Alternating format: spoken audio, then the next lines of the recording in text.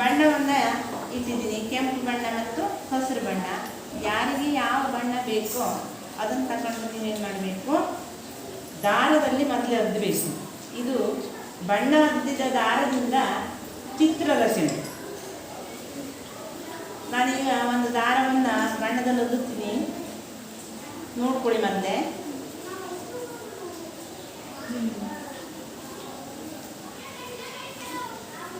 ಹಾಂ,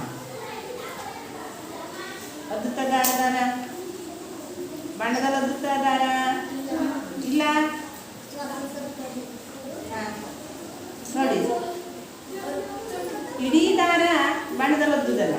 ಇಡೀ ದಾರ ಬಣ್ಣದಲ್ಲಿ ಅದ್ದಿದ್ರೆ ಏನಾಗ್ತದೆ ಕೇಳಿದ್ರೆ, ನಮಗೆ ಎಳಿಲಿಕ್ಕೆ ಕಾಡು ಒಳಗೆ ಹಾಕಿ ಎಳಿಲಿಕ್ಕೆ ದಾರ ಬೇಕು, ಕೈಗೆ ಬಡ್ಕೊಳ್ಳೋದಲ್ಲ.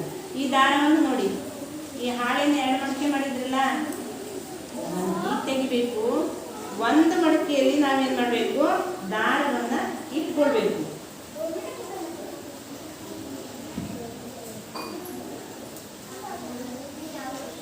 ಆಮೇಲೆ ಇನ್ನೊಂದು ಮಡಿಕೆಯನ್ನು ಅದರ ಮೇಲೆ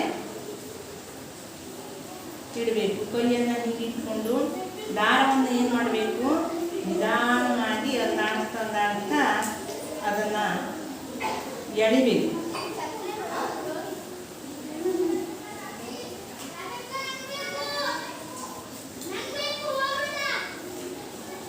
ಹಾಂ, ಈಗ ತೆಗೆಯೋಣ. ಯಾವ ಆಕೃತಿ ಬಂತು ನೋಡೋಣ. ಹೇಗೆ ಬಂತು ಆಕೃತಿ? ಹೇಗೆ ಬಂತು?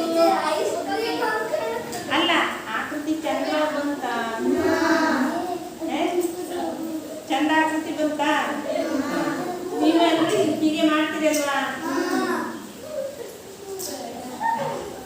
ಈಗ ಒಂದು ವಿತ್ತ ಮಾಡಿ, ದಾರವನ್ನು ಯಾವುದ್ರಲ್ಲಿ ಯಾವ ಬಣ್ಣದಲ್ಲಿ ಹಚ್ಕೊಳ್ತೆ ನೋಡಿಕೊಂಡು ಅದು ಕೆಂಪನಿನ.